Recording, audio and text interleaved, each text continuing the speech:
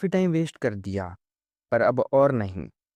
So hello guys, आज है day 2 JEE journey का और आज फाइनली मेरी एनसीईआरटी बुक्स आ गई है, जिसके अंदर 2 इंग्लिश की बुक्स है, 2 फिजिक्स की बुक्स है और 2 ही केमिस्ट्री की बुक्स है and last and God one is math book. काफ़ी टाइम से सोच रहा था स्टार्ट करने का, पर आज से एक्सक्यूज़ेस खत्म। ये बुक्स मेरी जेईई जर्नी का बेस है। सच बोलूँ, अभी इतना कॉन्फिडेंस नहीं है, पर स्टार्ट कर दिया है और रुकना भी नहीं है।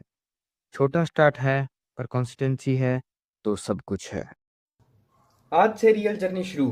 देखते हैं कितना कांस्टेंट रह पाता हूँ। कल फिर मिलते हैं। Thanks for watching guys.